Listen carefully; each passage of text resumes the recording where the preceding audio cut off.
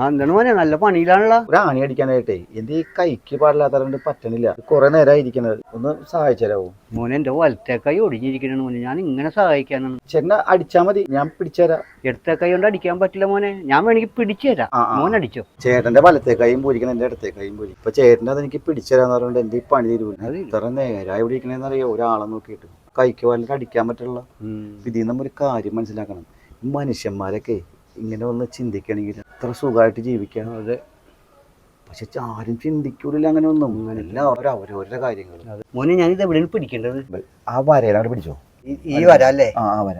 ഇങ്ങനെ അടിച്ച് എപ്പോ പോകാനാണ് മോനെ? എനിക്ക് വീട്ടിൽ പോകണ്ടേ? അങ്ങോട്ട് വലിഞ്ഞടി മോനെ. ഏട്ടാ ഇത് പേടിച്ചിട്ടാണ്. എന്ത് പേടിക്കാൻ? നീ അങ്ങോട്ട് വലിഞ്ഞടിച്ചേ. ഇതുപോലെ കയ്യുമ്പോ കൊള്ളൂന്നൊക്കെ വല്ല പേടിയാണ്. ഒന്നുമില്ല, നീ വലിഞ്ഞങ്ങോട്ട് അടിച്ചോട്ടെ. അടിച്ചോ. പിടിച്ചിട്ടുണ്ട്. പിടിച്ചിട്ടുണ്ട്. നീ അങ്ങോട്ട് അടിച്ചോട്ടാ. അടി അങ്ങോട്ട്.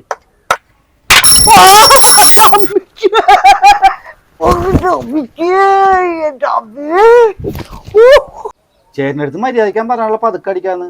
അപ്പൊ ചേട്ടൻ പറഞ്ഞ് മുറുക്കടിച്ചോളാൻ. കഷ്ടമായി പോയി. ഇതിപ്പോ എന്റെ കൈ കിട്ടിയ അതേ കീറണ ചേട്ടന്റെ കൈക്കും കിട്ടി. ഒടുക്കത്തെ ചിറ്റിക. അവന്റെ ഒടുക്കത്തെ ഫിലോസഫി കേട്ടിട്ട് എന്നൊന്ന് സഹായിക്കാൻ ചെന്നതാണ് മോനെ. എന്റെ കൈ അടിച്ചു പിടിച്ചത്. എന്ത് ഫിലോസഫിയാണോ അയാൾക്ക് പറഞ്ഞു കൊടുത്തത്? എന്ത് ഫിലോസഫി പറഞ്ഞിട്ട് എന്ത് കാര്യം?